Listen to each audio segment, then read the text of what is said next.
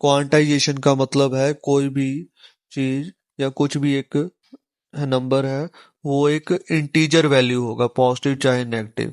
तो एक ऑब्जेक्ट है जिसके ऊपर चार्ज है 2.8 इंटू 10⁻⁻18 कूलम, तो क्या ये चार्ज हो सकता है? तो चार्ज जो होगा वो हमेशा इंटीजर वैल्यू होगा। कभी भी इंटीजर वैल्यू का मतलब जितने नंबर ऑफ इलेक्ट्रॉन्स होंगे वो इंटीजर इंटेग्रल होंगे, 10 इलेक्ट्रॉन होंगे, 20 होंगे। कभी भी ऐसा नहीं होगा कि इलेक्ट्रॉन्स इन फ्रैक्शंस में होंगे। इंटीजर में कोई भी वैल्यू हो सकती है, 1 2 लेके इनफाइनाइट कुछ भी वैल्यू हो सकती है, डजेंट मैटर। जैसे अगर आपकी क्लास में कुछ बच्चे हैं तो आप क्या कहोगे, 17 होंगे या 18 होंगे? कभी भी 17.5 स्टूडेंट्स नहीं कहोगे।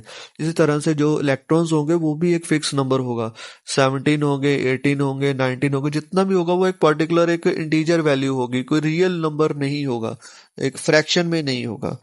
तो जितना भी चार्ज होगा वो उसी का मल्टीपल होगा, 1 ई हो सकता है, 2 ई हो सकता है, 3 हो सकता है। कभी भी ऐसा नहीं होगा 3.2 ई, 2 पॉइंट समथिंग या 100.5 ई, no it's not like that. तो एक चार्ज के ऊपर, एक इलेक्ट्रॉन के ऊपर चार्ज है 1.6 इंटू 10⁻⁻19 कूलम। तो Q is equal to N E होता है। तो टोटल चार्ज जो गिवन है दैट इज 2.8 10⁻⁻18, तो n इंटू ई कर दिया, तो n की वैल्यू, n मतलब नंबर ऑफ इलेक्ट्रॉन्स, कितने इलेक्ट्रॉन्स की वजह से इतना चार्ज बना है। तो 2.8 into 10⁻18 divided by 1.6 into 10⁻19 coulomb. तो जो चार्ज नंबर आ जाएगा that is 17.5।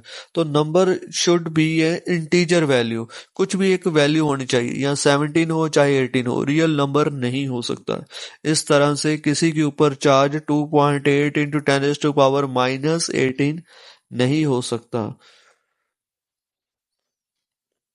Hence the object cannot have the charge 2.8 into 10⁻⁻18 coulomb.